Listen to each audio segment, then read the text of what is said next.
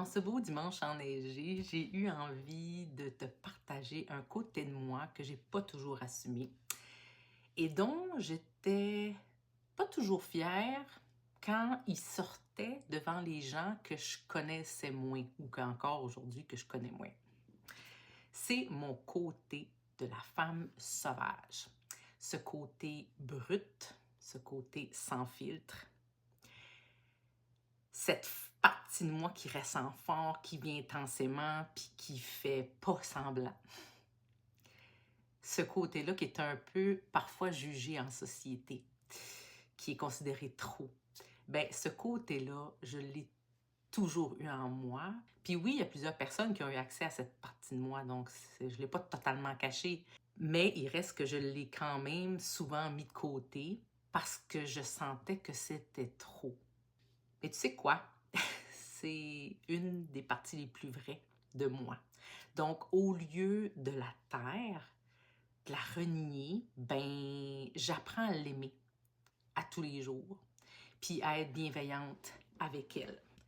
Puis tu vas peut-être réaliser que j'en parle quand même beaucoup depuis quelques jours, mais ça fait partie de ma réalité, de mon histoire. Donc oui, c'est important que j'en parle parce que je suis pas la seule à vivre ça, à ressentir ça.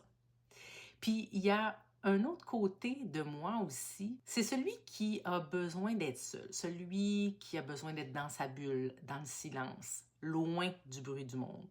Ce côté-là, parfois, il surprend. Puis c'est un côté qui a pris de plus en plus de place depuis 2019 avec tout ce que j'ai vécu avec ma fille. C'est à cet endroit où je me retrouve, c'est à cet endroit où je sens que je respire bien. Puis il y a des gens qui peut-être encore aujourd'hui comprennent pas mon absence des dernières années. Puis je peux comprendre. Il y en a même qui m'ont dit que j'étais pas une bonne amie parce que j'étais plus là pour faire des sorties. Je donnais plus de signes de vie pour des soirées ou des événements. Puis ça, ben, je vais y revenir un autre jour. Mais la vérité, c'est que j'aime les gens. J'aime connecter profondément. Par contre, j'aime connecter pour vrai, pas dans le superficiel.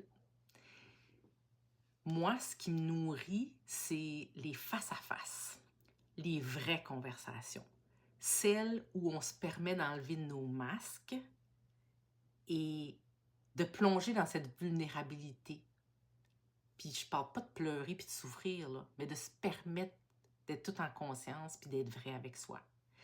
Puis pendant longtemps, je pensais que la femme sauvage puis celle qui est solitaire, ben ça allait pas ensemble. Mais aujourd'hui, en fait, je réalise que c'est la même personne et que c'est exactement ce que je suis moi. Donc,